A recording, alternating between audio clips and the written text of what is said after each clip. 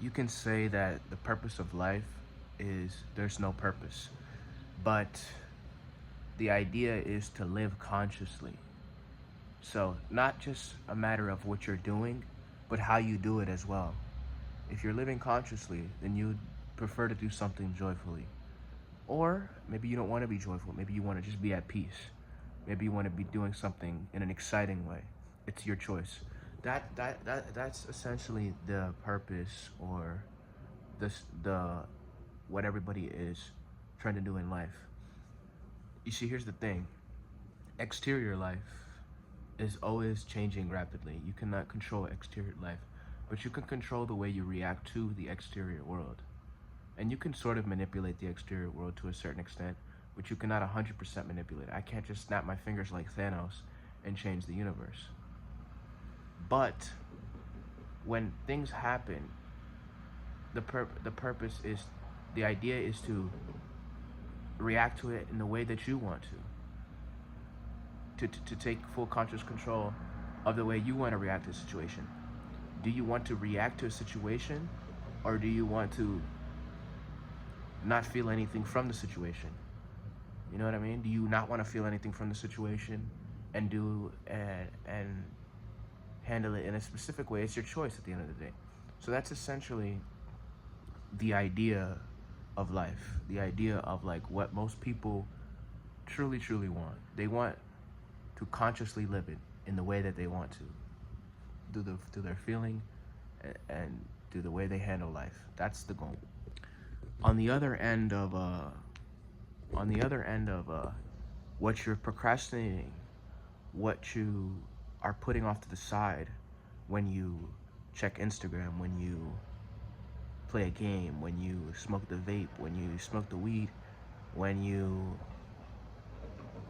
check a Twitch stream, check a YouTube video. When you do these things, you're pushing off what you really want to do. And on the other end,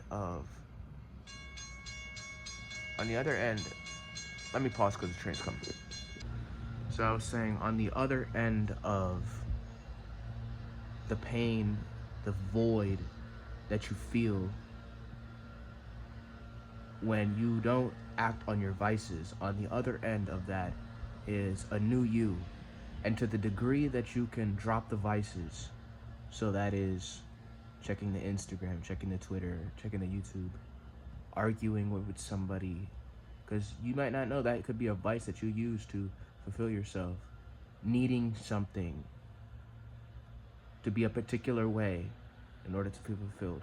To the degree that you can drop these vices is the degree of transformation that you'll become, or that you'll go through. That void, that hollow feeling, that feeling of, man, like I feel so hollow, I need a vice. It could be an annoying feeling, but on the other end of that feeling is the new you. So that's just what it is. So everything that you're putting off to try to live in a certain box, it's not life, and it's gonna hurt you in the end. It's gonna tear you apart if you don't just go through with what you need to go through. It's gonna tear you apart. It's gonna rip you to shreds. You might as well begin to live instead of box yourself in. And let me pause real quick. The more illumined somebody would get, the more quote unquote, I don't want to say problems, but the more things and occurrences that they'll have to deal with in life. Because if you just box yourself in a certain way, then you never have to deal with much. But if you open up and you become free from all the vices, everything begins to come. And it's not gonna say it's testing you, but it's just because you're more open to life now. The more successful, the more illumined, the more happy, the more joyful, the more, it's like a light, for example. Like if you're in a dark world, I don't want to say the world is dark, but most people are not illumined to a certain degree. I'm not saying that they can't be, but I'm just saying most people are asleep. Somebody who is a light, who is shining bright, will attract a lot of insects. I don't want to say people are insects, but you will attract a lot of attention. Meaning, if you're in a dark room and there's something in the distance shining very bright, you're gonna go to it. So essentially, that's the same way a human being works. If you begin to shine so bright, people are gonna go to it because they see that this guy is shining so bright. And the beautiful thing about this is it has nothing to do with physical action, like doing a certain deed. It could be something as simply as walking, but you're walking with such a bright light within yourself. You're walking in a bright way. People will notice. Life will notice. And that's one thing I really, really, really, really, really, really want to tackle is that no goal, no idea that you think that something in the future is going to make you fulfilled is what it is. It's about being here now and doing things with full involvement in everything that you're doing. Doing things consciously, like not beating myself up over the fact that I fell into sin. You know what I'm saying? It's about living life consciously, and even though I sinned, basically repenting the sins and the inside, and going on and living fully and continuing thereon. You know what I'm saying? Doing everything fully with it's so simple. You can make yourself task in your mind, but that's all the mind is for. The consciously living. It's a tool.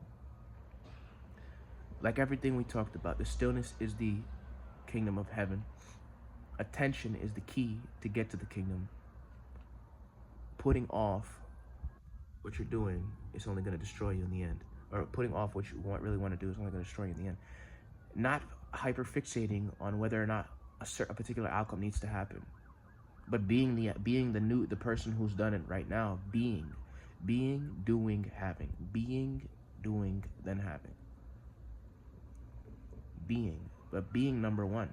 Being number one, because the being automatically does, and he will have what he is being and doing. So that's all I want to say. And as far as my life, it's really simple, Julius. You're putting off getting yourself loose and goosey so that you can sit for long periods of time. You're putting off your visualization into sleep. You're putting that off. You're putting off instantly getting into the day by checking the phone. That's what you're putting off. It's so simple. Do the hatha yoga, do the stretches that get you into the loosey-goosey, fluid state.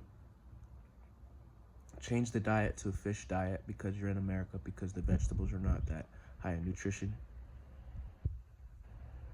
So fish is the protein. Do the cardio, go to the gym, do the meditation, get to a point where you're able to meditate 15 minutes a session, doing the pranayama, doing deep pranayama, getting in fluid, getting loose, able to sit in a posture for 2 hours, able to visualize deeply and perform dhyana on particular objects, states of mind, and things of that nature. And understanding that that is the bliss. And then when you want to do a goal, you can really do the goal, not haftily do the goal. That's what I want to say to myself.